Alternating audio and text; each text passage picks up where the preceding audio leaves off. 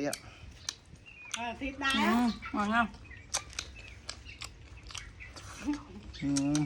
Ăn vô may mà.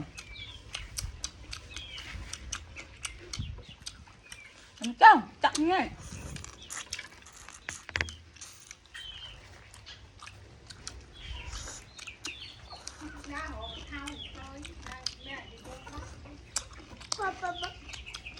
Nóng xin nó đây em.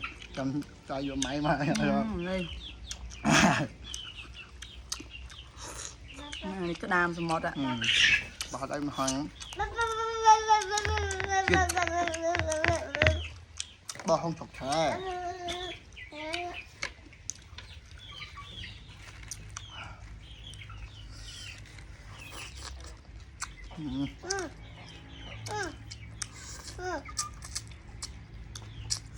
Không phải vô mày mới thọt vào thằng.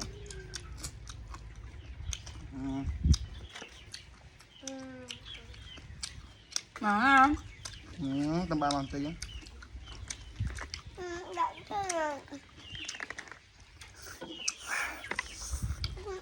Hãy sẽ bầu không chạy, thấy bầu không hay thơ mà.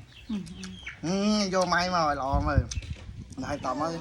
Đọc khi đâu ai nữa.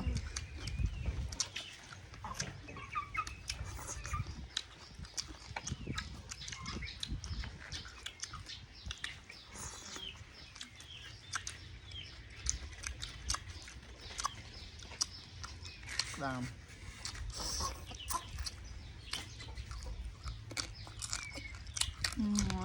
Ngon. Chào.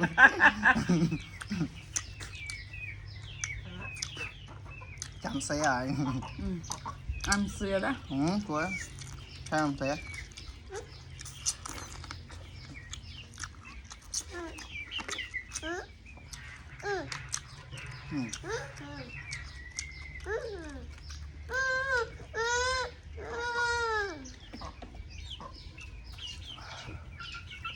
Bông may mau luôn cho ba bông mày.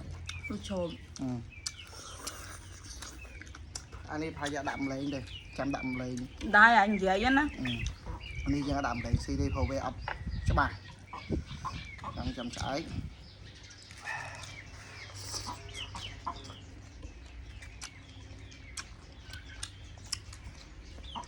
Đi ở đây chưa so rồi đó hả? Rồi đi.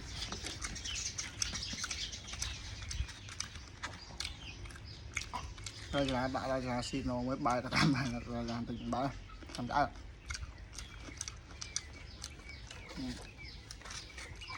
Thật. Lại đầu á, lại đầu ấy. Có nhầm ai hả?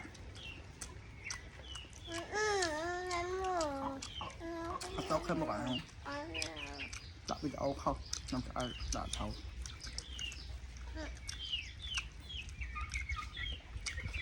Đàm.